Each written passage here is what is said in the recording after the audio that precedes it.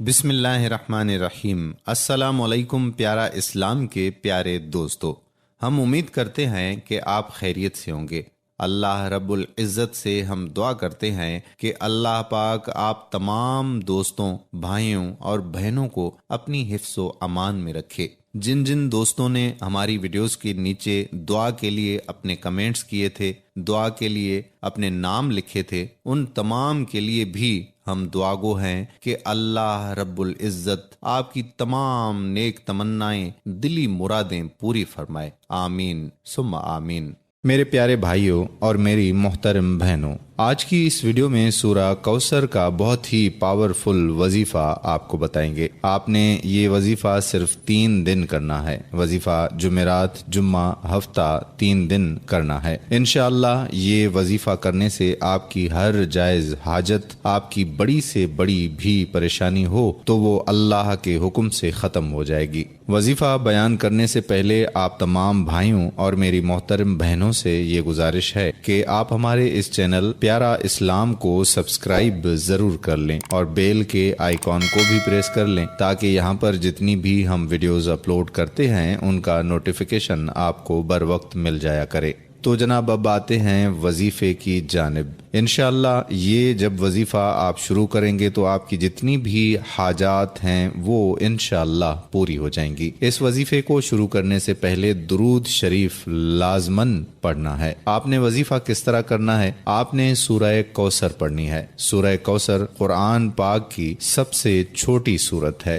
یہ سورت قرآن پاک کے 30ویں پارے میں ہے۔ آپ نے جمعرات کو یہ وظیفہ کرنا ہے اور ہفتے کو یہ وظیفہ ختم کرنا ہے۔ 3 دن آپ نے یہ وظیفہ کرنا ہے۔ جمعرات کے دن آپ نے نماز فجر کے بعد اول آخر درود شریف پڑھ لیں، اس کے بعد 133 مرتبہ سورہ کوثر پڑھ لیں۔ صبح نماز فجر پڑھ کر اس وظیفے کو کریں، پھر نماز عصر پڑھ کر اس وظیفے کو کریں۔ پہلے اول آخر درود پڑھ لیں، پھر درمیان میں 133 دفعہ سورہ کوثر پڑھ لیں، اور اسی طرح ہی آپ نے نماز عشاء کے بعد یہ وظیفہ کرنا ہے، اور اسی طرح سے 3 دن یہ وظیفہ آپ نے جاری رکھنا ہے۔ آپ کی کوئی بھی جائز حاجت ہے، کوئی بھی جائز مراد ہے، اس کو ذہن میں رکھ کے آپ نے یہ وظیفہ کرنا ہے۔ وظیفہ کرتے وقت پورا دھیان آپ کا وظیفے پر ہونا چاہیے، ادھر ادھر آپ کا دھیان نہیں جانا چاہیے۔ پورا دھیان وظیفے پر رکھ کے آپ نے یہ وظیفہ کرنا ہے۔ انشاءاللہ اس وظیفے کو کرنے کے بعد آپ کی اللہ پاک سے مانگی ہوئی ہر جائز دعا قبول ہوگی۔ عمل نمبر 2، سورہ کوثر کی پہلی آیت پاک انا آتینا کل کوثر ہے۔ یہ آیت پاک بے شمار برکتوں اور رحمتوں کا خزانہ ہے۔ یہ آیت پاک رنج و غم، حزن و ملال کو دور کرتی ہے، قلب مومن کو فرحت اور شادمانی اور خوشیاں عطا کرتی ہیں، کیونکہ جب سرکار دو عالم صلی اللہ علیہ وآلہ وسلم کو کفار نے ابتر ہونے کا طعنہ دیا تو اللہ پاک نے یہ آیت نازل فرما کر آپ کی دلجوئی فرمائی۔ کفار کے طعنے سے آپ کے قلب خاطر پر جو بار گراں آ گیا تھا اس کو دور فرمایا۔ آپ کو کوثر بمانی کثرت، زیادتی، برکت اور جنت کے حوض کوثر عطا فرمانے کی خوشخبری سنائی۔ لہٰذا اگر کوئی شخص کسی معاملے میں بہت زیادہ پریشان ہو، اپنے رنج و غم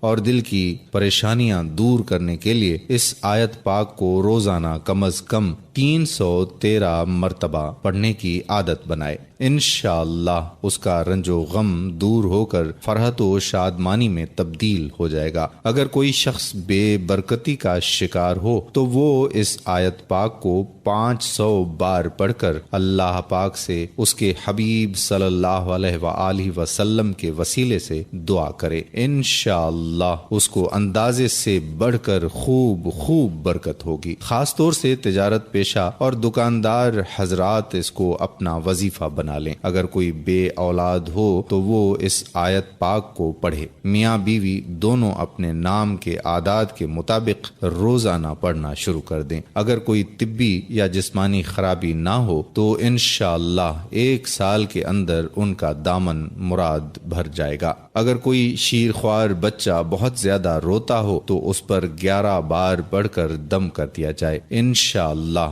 اس کا رونا بند ہو جائے گا۔ اسی طرح اگر کوئی اولاد نافرمان ہو تو ان کو فرما بردار بنانے کے لیے 40 دن تک روزانہ اس آیت پاک کو اس کے نام مع والدہ کے اعداد اور آیت پاک کے اعداد کو جمع کر کے اسی تعداد کے موافق پڑھے۔ اللہ کے کرم سے وہ فرما بردار بن جائے گا۔ اس کے علاوہ کنواری بچیوں کے رشتوں کے لیے بھی پڑھا جا سکتا ہے۔ میاں بیوی میں الفت و محبت میں اضافے کے لیے بھی اسے پڑھا جا سکتا ہے۔ امید کرتے ہیں کہ آپ اس بہترین وظیفے سے ضرور فائدہ اٹھائیں گے اور ہمیں بھی اپنی دعاؤں میں ضرور یاد رکھیں گے۔ اس ویڈیو کو دوستو احباب کے ساتھ صدقہ جاریہ کی نیت سے ضرور شیئر کریں۔ جزاک اللہ خیرہ۔ اللہ حافظ۔